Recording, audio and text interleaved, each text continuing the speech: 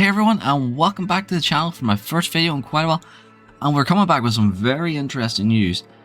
First thing is we're finally getting the Amtram, aka the Intruder. I've known it as the Amtram since playing Wargame Red Dragon a bit too much, but with that there, it does bring some very interesting news in regards to rank 8 aircraft. So we're more likely going to see a BR increase up to 12.3 or maybe 12.7 hopefully.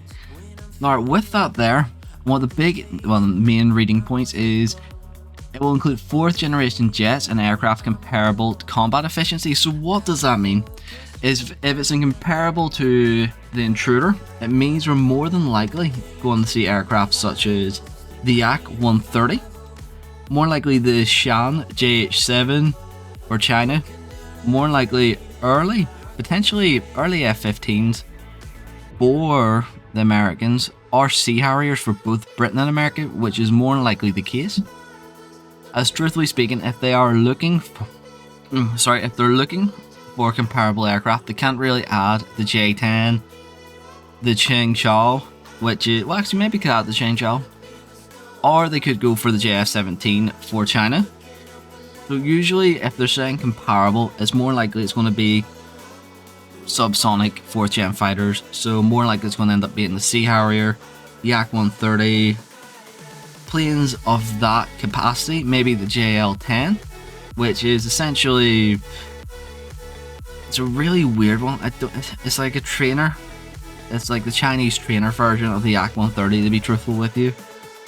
But honestly, I am hoping that other capacities will be added, so I am hoping that we may see Panavia Tornadoes, as far as maybe the Dassault Mirage series, getting a new Mirage in the game. But more than likely, we will be seeing the early 4th gens being the Sea Harrier, the Yak-130, and potentially the JH-7, as if they're all comparable in combat capabilities, they're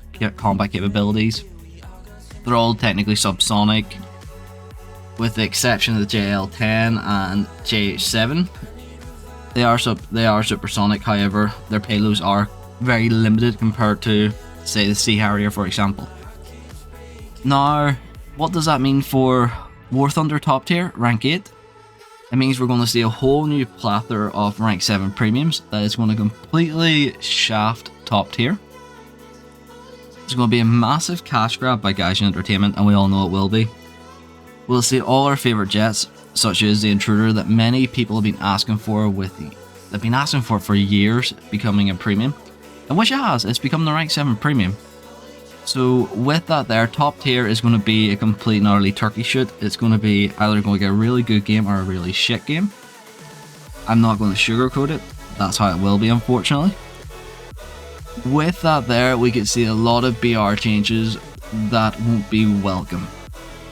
So we may see jets go down in BR, or jets go up in BR that really shouldn't.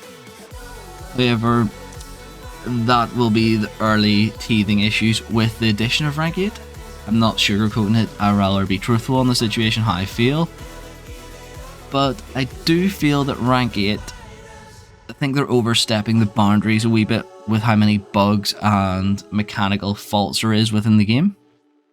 I do think the spaghetti code won't be able to handle it, and it will bring up a lot of old issues such as de-rendering, which is still a constant issue in the game. I do feel like a lot of the mechanics for rank 8 won't be available, such as electronic warfare capabilities, in which some planes in game already should have it, such as the Phantoms, for example. Even pretty sure the Harriers should have some type of E-war capabilities, and the same as the Jags, depending on the model, I think. Keyword there. But yeah, to me, I feel like rank 8 is going to be, potentially, it's going to dig up a lot of old bugs within aircraft. We've already seen the bug with the runway, so I'm not too sure if it will end up re-emerging with the update, as Gaijin usually does. They usually break everything with every update. They fuck something up, they really do. Like the no spalling on Russian tanks within the code. Yeah, yes Gaijin. Or the no sound from planes approaching from certain angles. That's the thing. I'm hoping that Gaijin will eventually, or maybe even take an aspect from what I'm saying here and focus an update purely on bug and patch fixes, stripping out the old code and redo it. EVE Online done it. I don't see why Gaijin can't do it. I get they are a very profit focused company, I understand that, but they need to understand the long-term gain here. They need the focus on developing a game, not just adding more and more broken shit that they'll fix 3 years down the line. Jesus Christ, they've barely fixed the Challenger 2s, never mind anything else. It took them 3 years to actually add a simple block of composite to the front that was bug reported on day one, Christ's sake. But with that there, I do feel like the rank 8 edition, early 4th gens, I don't think it'll change too much in the dynamics of gameplay, especially if it's only things such as Sea Harriers, Yak 130s, Yak 141s, that type of thing. I don't see it change the dynamic too much. However, I do feel if they go a step further and add things such as the F-15s,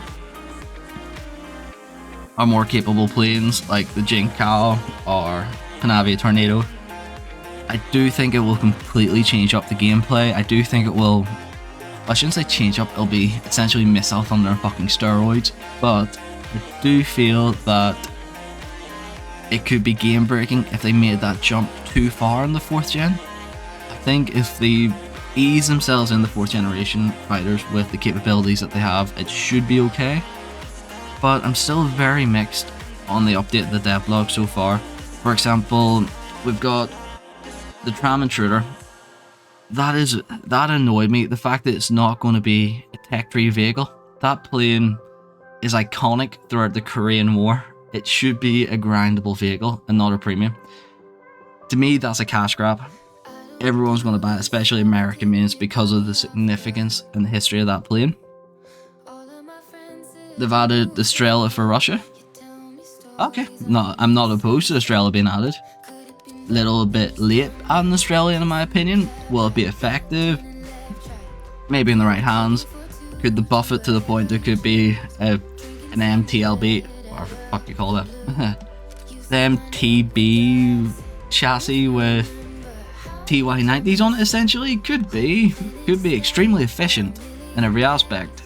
But what can you do? Like, to me, they're trying to salvage this game.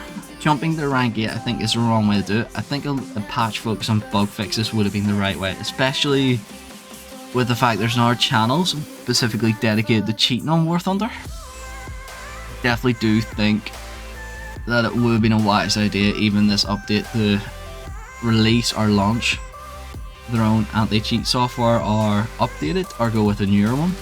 I do feel like Gaijin need to take a step back and think seriously about how their game is developing, how it's progressing, where the player count is going, if it's increasing, decreasing, because to me at times I see a steady decrease. Now that's expected from COVID, everyone's going back to their normal life, but I do feel that 4th gen will, I think they're taking a step too far in the wrong direction. I think there's too many mechanics that make a 4th gen plane that they won't be able to add. I definitely do feel like it's going to be the big case. But I'm going to end this video on what I think the 4th gen jets will truly be. More than likely, since everyone's asking for it for Russia, they'll more than likely be a MiG-29. Since everyone's asking for it, it'll be a hard counter to the F-14. Premium, it'll more than likely be the Yak 130 trainer/strike fighter. For China, it'll more than likely be the Shan JH7, or potentially the JL10 trainer/strike fighter, or the JF17 Thunder, probably one of them being the premium. More than likely being the Thunder being added as the tech tree. For the UK, it'll more than likely be the Sea Harrier variations. For America, it'll probably end up being either the F-15 or the Sea Harriers, or the Harrier 2s. For Germany, and for the UK, and for Italy, they could add iterations of the Panavia Tornado. However, I do feel like that would be very unlikely. But with that there everyone, I'd like to thank you all for watching. Please like and subscribe, and I'll hopefully see you over on Discord and in game. Thanks again for watching everyone, and that is me signing off.